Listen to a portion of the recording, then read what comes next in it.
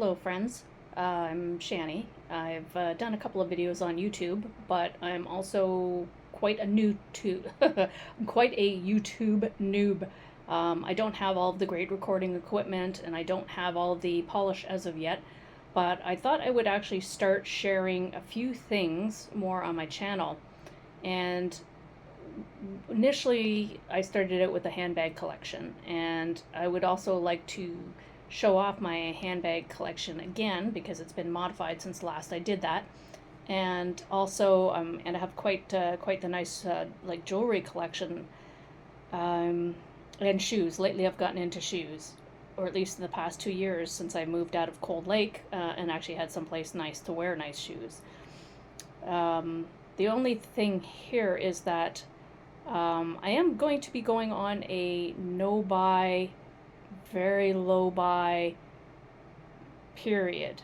I'm thinking of going from, I started it actually on August 8th, and I'm going to stretch it to December to see how I do. And I'm going to share some of my adventures with you and why I've decided to do this. I think I've become a little bit of a shopping addict. Some of it kind of happened with the on put or heralding of COVID. A lot of people probably went through that sort of thing. I'm not usually one that likes to show off my face when I do videos or reviews. Usually the camera will be panned around, kind of like Flossie Carter when he does his tech, because I think it should be about the products and not necessarily about me. But in this case, I guess it is about me, so bear with me. I'm going to cover a little bit on my journey on how I kind of became a little bit of a shopping addict, for lack of better words. I've always been a bit of a geek, gamer, computer games, World of Warcraft, Assassin's Creed, things along those lines.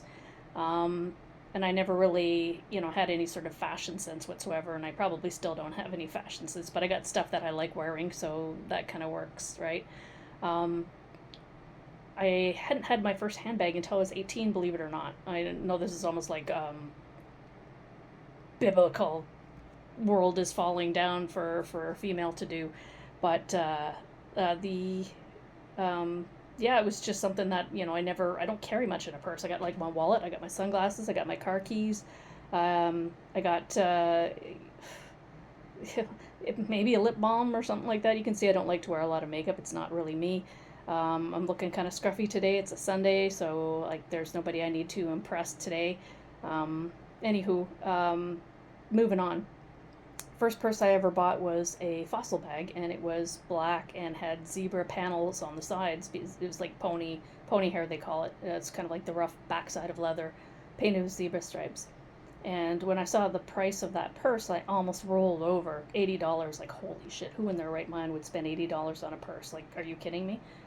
Anyways, fast forward to today, where I now have got about 17 handbags in my collection, and one of those handbags I've spent close to $900 on.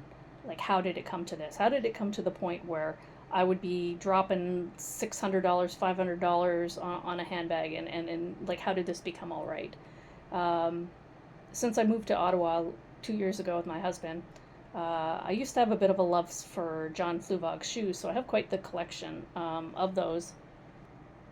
I'll eventually do a video sharing those as well, because I mean, as well as being shoes, they're like a work of art, and I think that's why I love handbags so much. It's like, depending on your taste, it's like carrying a piece of artwork out with you, but it also has practical use, right? Covers your feet, carries your stuff, and so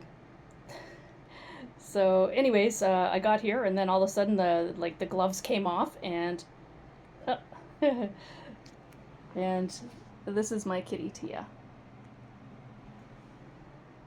They little babies.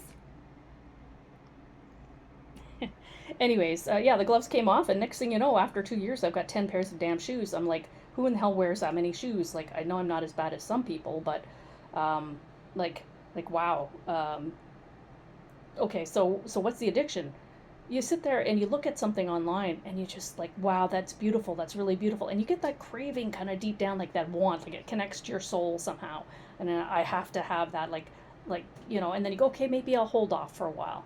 And so you put it in a wish list or something. And then, you go back to it and it's just as strong. You still want it. Now, people will counsel that, hey, if you leave it in a cart and you give it some time and you go back and you won't want it. But I mean, therein kind of lies the addiction, right? A shoe addict is going to be a shoe addict. A purse addict is going to be a purse addict.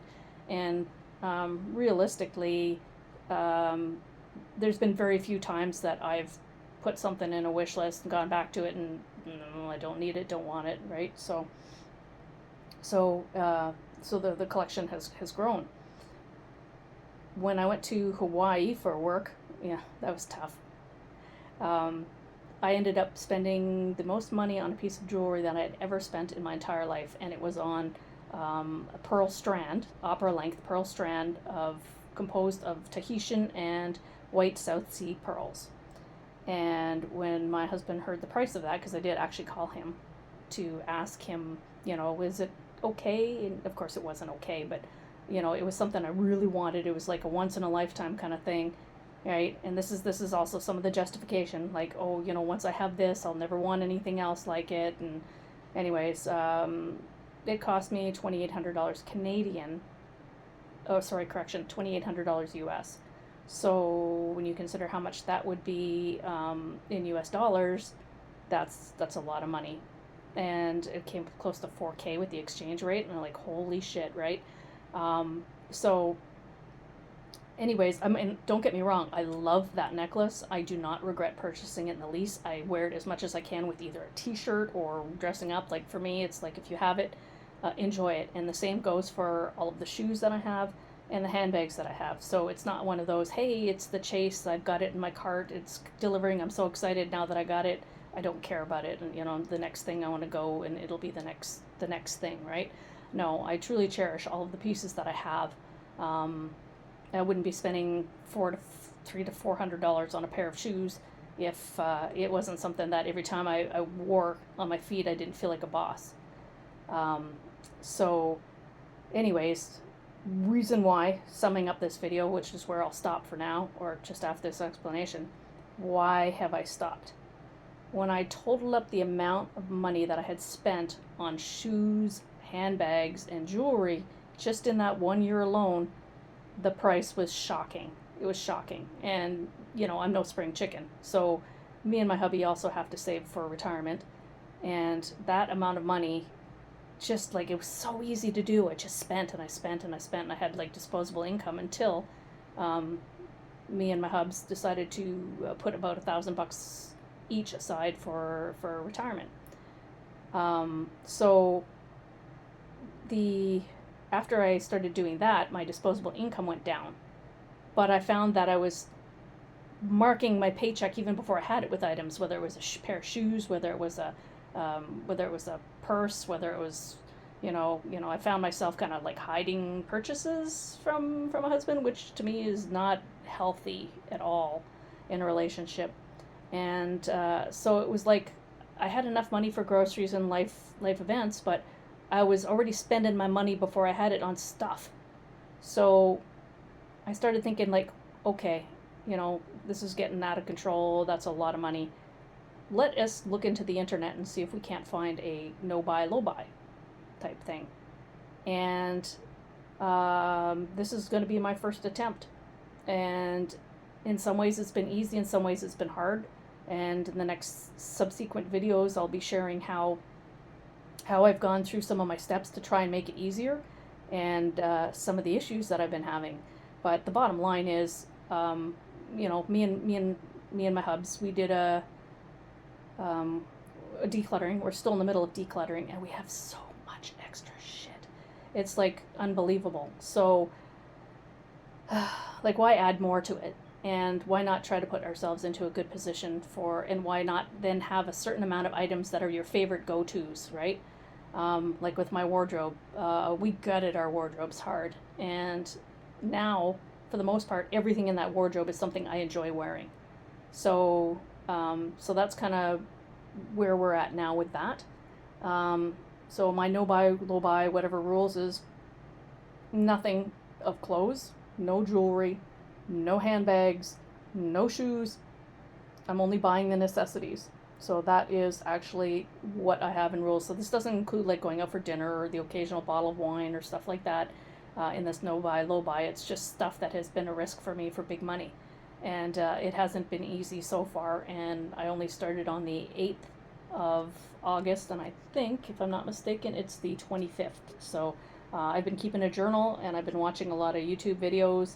And so I'm going to upload this one, and then I'll start doing some shorts that kind of cover, my day span, and maybe some people will find this somewhat interesting. In either way, thank you for coming in and for joining and listening to me. Have a great day.